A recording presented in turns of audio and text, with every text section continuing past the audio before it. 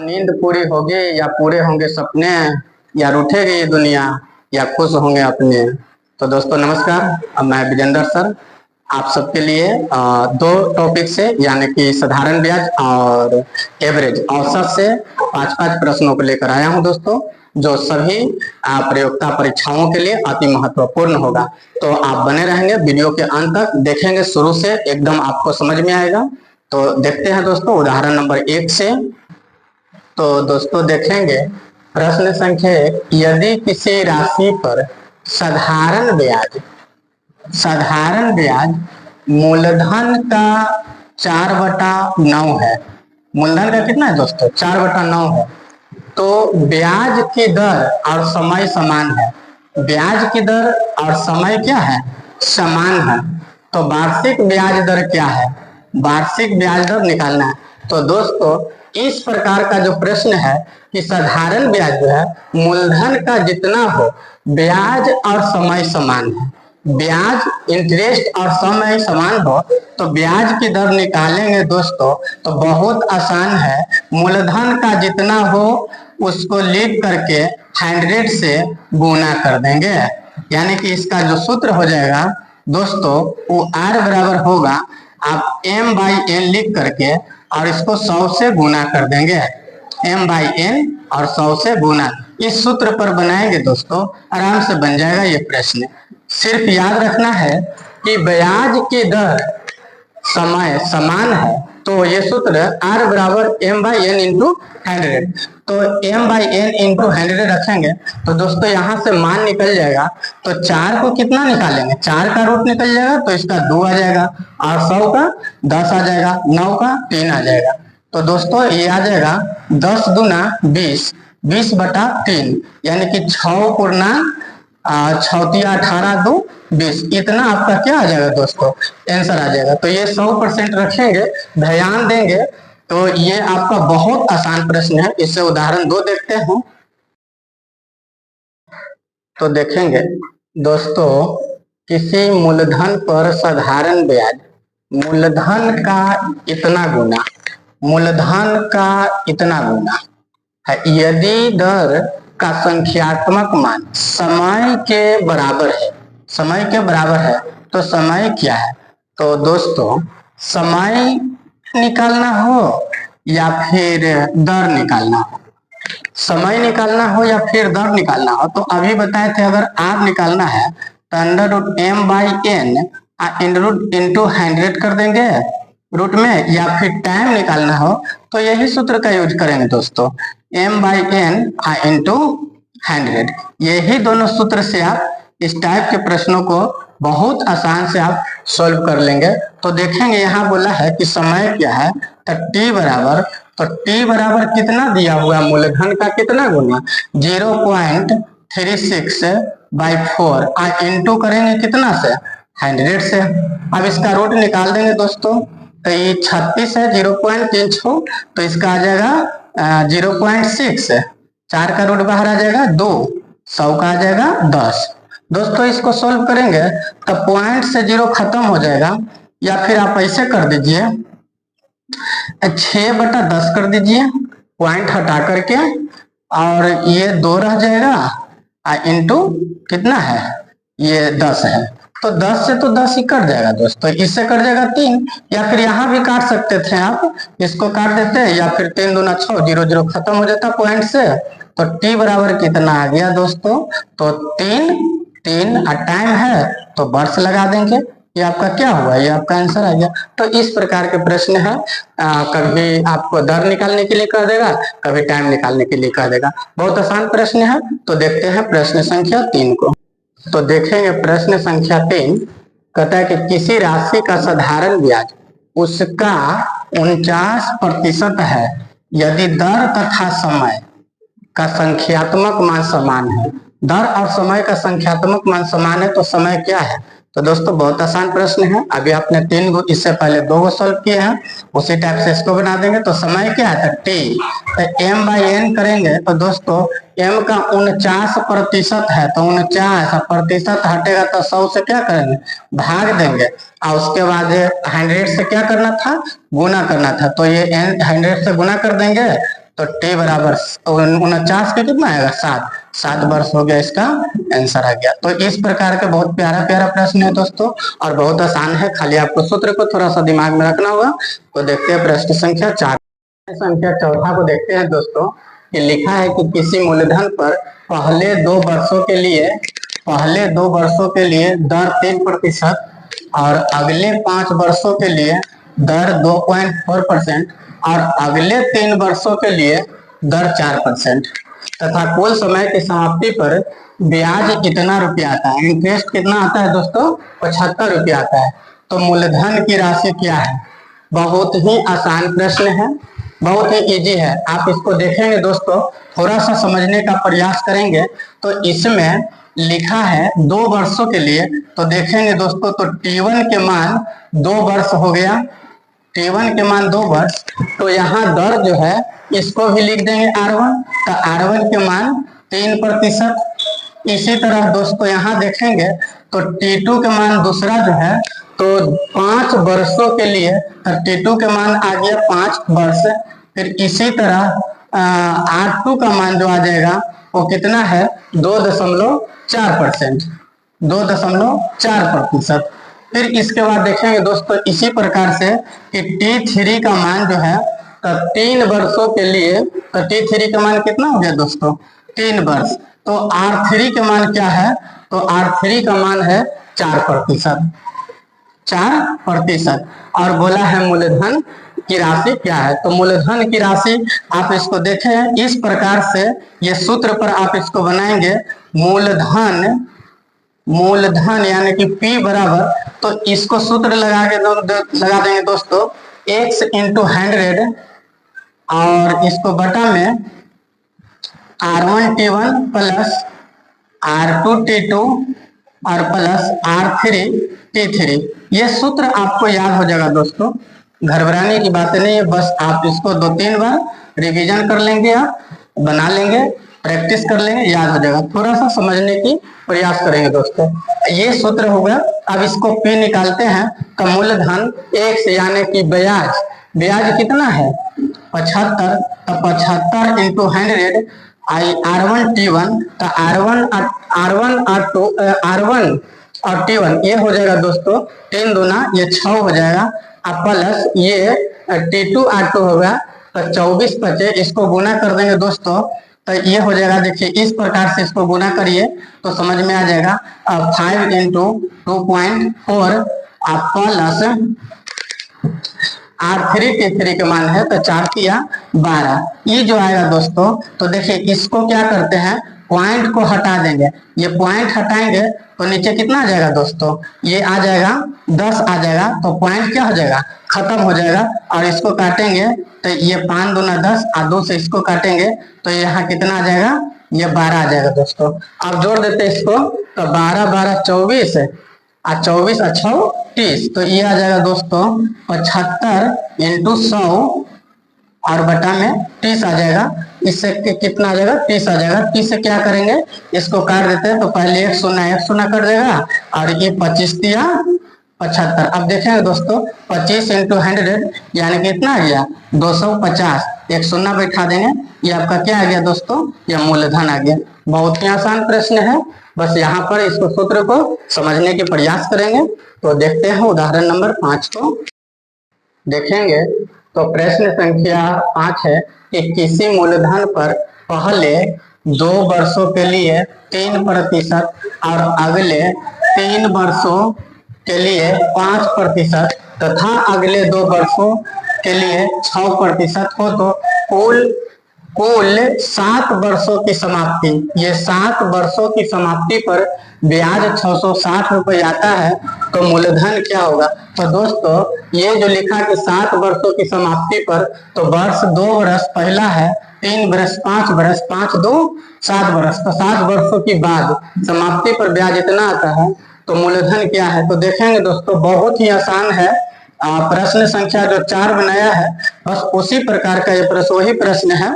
तो देख लीजिए ये क्या लिखेंगे, x इंटू 100 यानी कि ब्याज कितना है, आप सूत्र इसे लगा सकते हैं x इंटू 100, और यहाँ से जो लिखे थे R1T1 और प्लस R2T2 और प्लस R3T3, ये सूत्र है दोस्तों।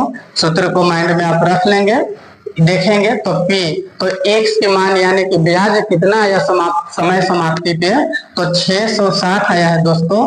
100 से गुना कर दिए और यहाँ देखेंगे R1T1 R2T2 R3T3 सबको गुना करके दोस्तों जोड़ देंगे तो ये हो जाएगा 3 दूना 6 हो जाएगा, पहला 6 आ जाएगा।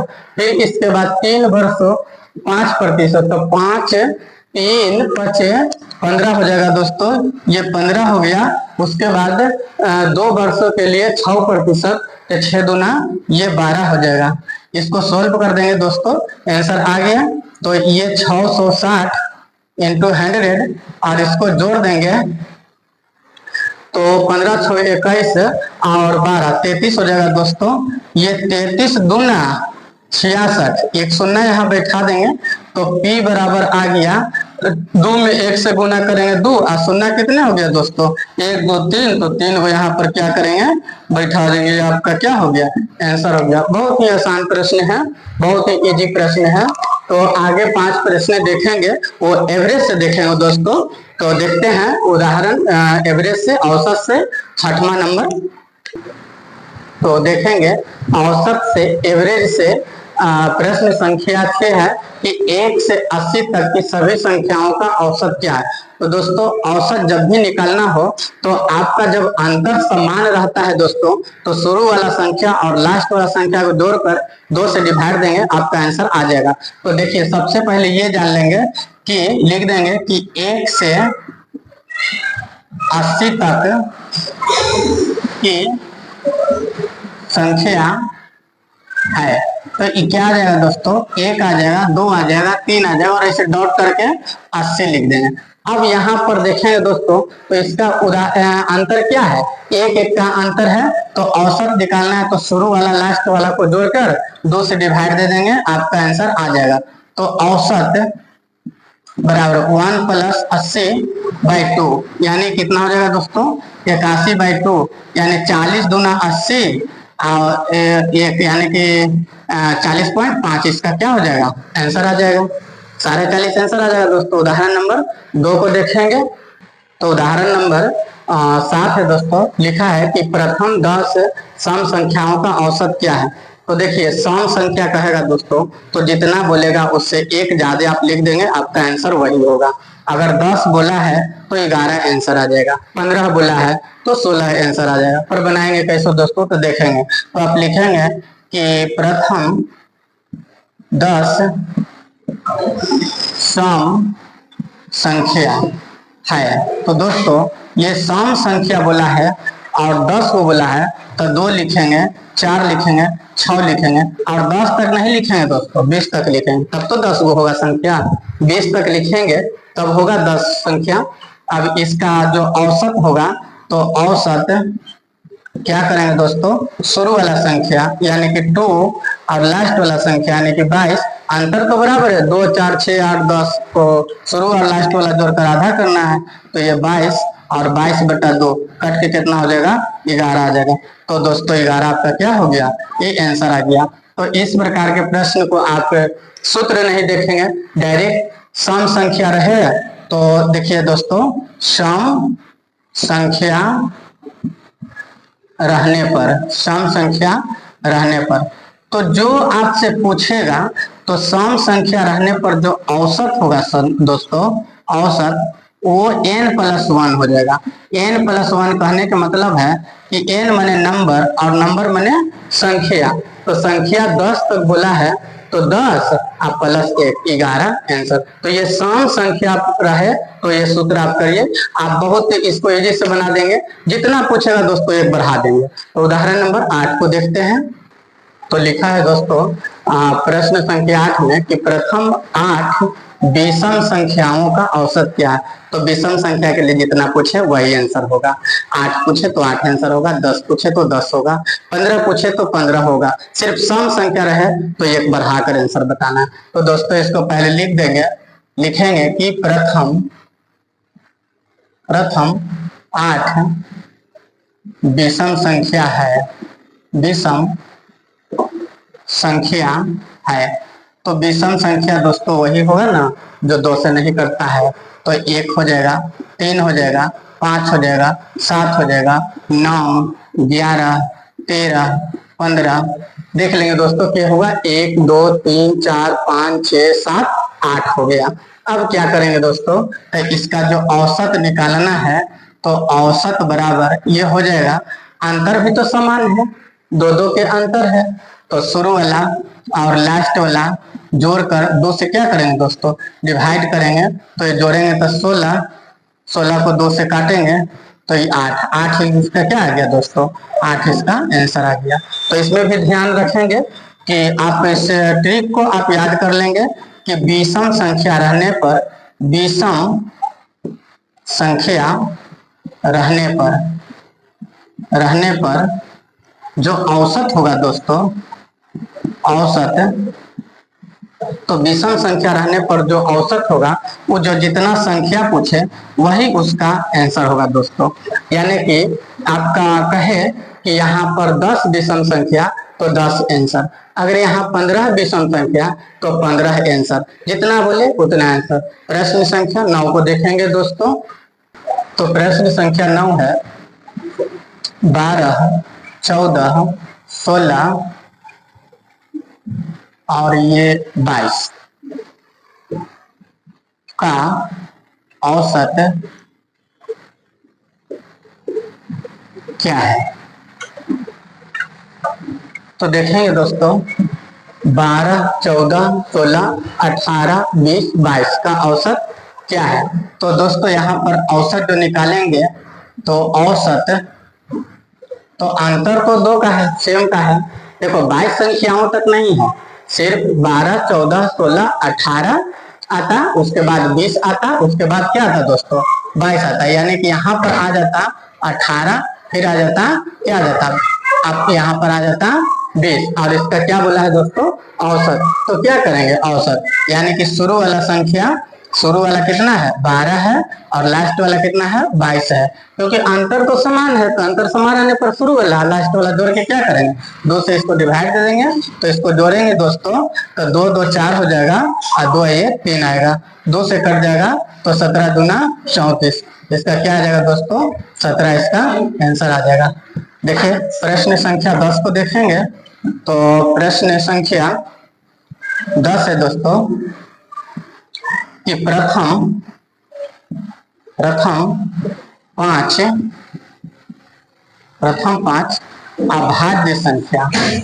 अभाज्य संख्याओं का औसत निकालें। तो दोस्तों अभाज्य संख्या जो होता है, ये अभाज्य संख्या क्या होता है, इसको आप देखेंगे तो अभाज्य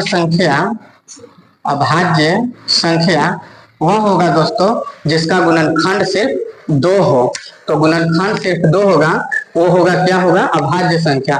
तो 2 हो जाएगा दोस्तों, 3 हो जाएगा, फिर उसके बाद 5 हो जाएगा, 7 हो जाएगा और 9 नहीं होगा दोस्तों, क्योंकि 9 का गुणनखंड, तो 9 का गुणनखंड 2 से अधिक हो जाएगा। जैसे देखिए अगर 9 लिखे तो इसको आप लिख सकते हैं 3 गुने 3, 3 3 9 हो जाएगा, या फिर 9 गुने 1।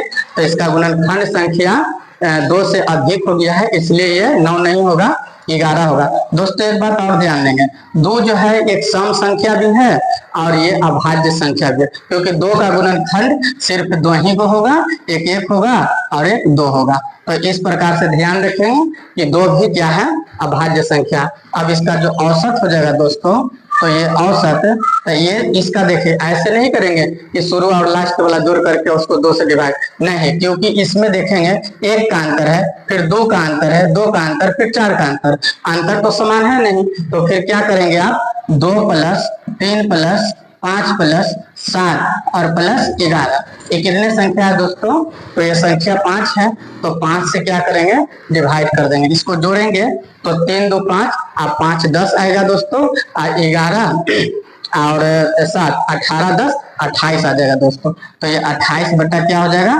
5 हो जाएगा। इतना आपका आंसर होगा। इसको पॉइंट मिला देंगे तो ये 5 से 5 पचे 25, 3 बचेगा दोस्तों, शून्य बैठाएंगे 30, तो 5 छका 30, तो करेक्ट आंसर 5.6 इसका आंसर आ गया।